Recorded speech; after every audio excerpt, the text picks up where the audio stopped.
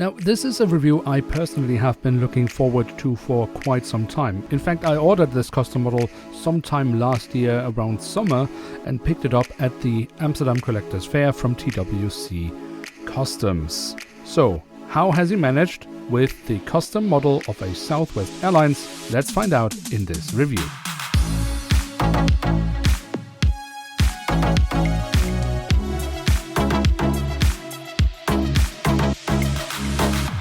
And with that, hello and welcome to a new episode of Review, where we today will take a closer look at a Boeing 737 MAX 8 of Southwest Airlines. Now, obviously, this is not going to be a Herpa model, as they are incapable of making such a thing. So this is a custom model, but the model is based on a Herpa Wings model, as that was a donor model.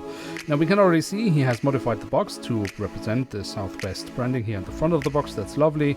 But of course, the overall box design is simply fixed on what Herpa has delivered. That's nothing he can really change much about, but still it is nice to see the small modifications he has done, because it just helps out quite a bit. And another thing I would like to say before we get into the review of the model is that we have to consider this as a prototype, as this is the very first Southwest 737 MAX 8 that TWC Custom has ever made.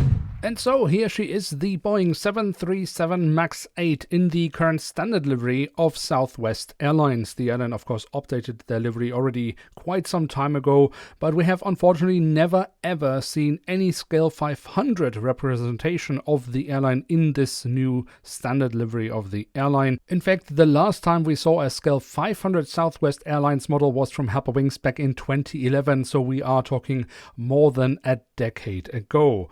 So with no other options than custom models, TWC said, hold my beer, let's see what I can do. And what has he done? Well, we will find out in this review.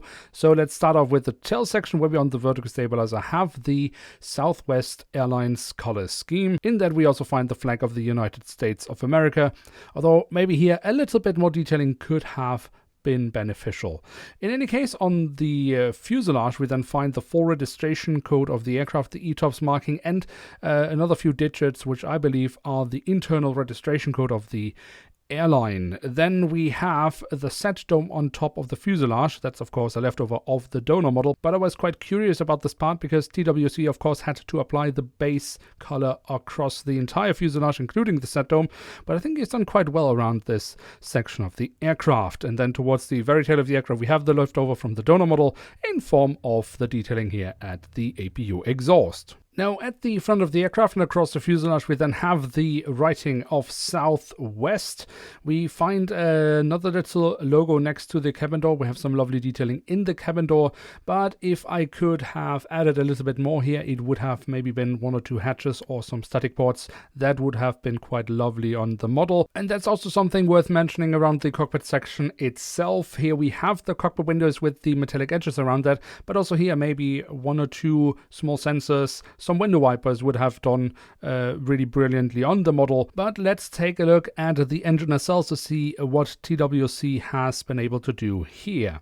And of course we have the engine nacelles colored in the same blue color as we see on the fuselage. We have the silver leading edge, and we have the southwest.com branding, as well as the safety markings. They appear, however, to be printed in black, and as far as I know, in real life that should be in red.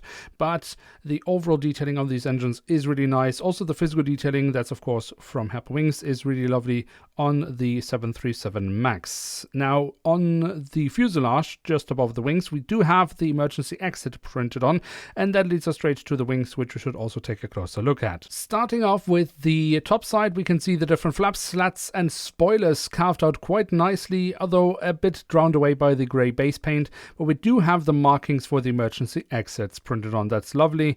The underside of the wings has more nice physical detailing in form of, for example, the pylons. But the 737 MAX 8 does of course also have these winglets, where I think TWC has had quite a challenge with a bit of fiddly work adding the Southwest colors, but I think overall he has done quite well with that part of the model. Then we of course also have the landing gear. That is the standard landing gear that Herpa applies on all their 737 MAX aircraft models. That does of course mean it is the height adjusted landing gear, which is a good thing. Also the front landing gear looks really nice and has been upgraded by TWC, as he has added a decal for more detailing here. On the belly of the aircraft, we do have a hole in the fuselage, again a leftover of the donor model, and a silly thing of Herpa Wings because these models never come with stands, so really no use whatsoever for this hole. And then last but not least, we do have the doors to the cargo compartments printed on here, which also have a bit more detailing compared to what we normally see from Herpa Wings, thanks to the decals from Malefiska and the work of TWC. So there we have it, the Boeing 737 MAX 8 in the new or current standard livery of Southwest Airlines with the donor model of Herpa Wings, but customized by TWC in scale 1:500. And what can we say about this aircraft model?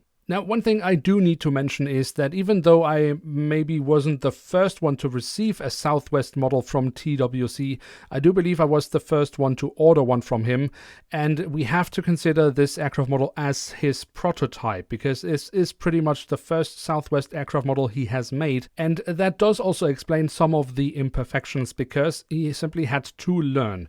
And that does also mean, for example, I talked with him about some of these missing details like window wipers or maybe one or two static ports here and there, and that's stuff that is being added to future models. So while it of course always is nice to have more details on a model, it's not something I'm going to complain about because, as I said, this is a prototype. It's the first attempt of making this, and he is further developing his products, and therefore these custom models are only getting better and better.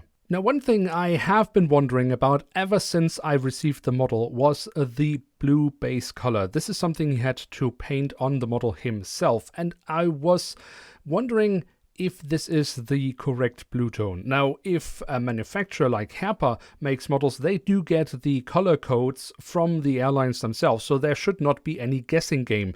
This is a luxury a custom model designer, of course, does not have, so they have to simply look at images and then try to mix the colors themselves. Now, I've looked at several images of Southwest Airlines, and the blue tone does, of course, change a little bit depending on the lights and depending on how images have been edited, but I think I've come to the conclusion that he is, if not spot on, then he's very close to what the actual Southwest blue color is. In my opinion, he is so close that it is absolutely within acceptable margins, especially for a custom model maker that does not have the luxury of getting the color codes directly from the source. But despite all of that, as I mentioned, he is further developing his models, and he has actually sent me some images of what the Southwest models look like now when he's working on it. So he has slightly tweaked the color. The blue base color is a little bit brighter now, and he has also added more details, like for example on the wings, which is really cool, or for example the Southwest heart on the belly of the aircraft, something he hadn't added to the model we have here in front of us. So when we look at the overall finish of this custom model and consider that this was his very first attempt of doing a Southwest model, so the prototype, then I'd say he has had a very strong start, and I am certainly a happy collector. Now with that, we have reached the end of today's video. What are your experiences with custom models? Let me know in the comment section below. If you have enjoyed this video, then feel free to leave a like. If you're new around here, why not hit subscribe? And with that, thanks so much for watching. Hope to see you soon again. I'm checking out, and bye.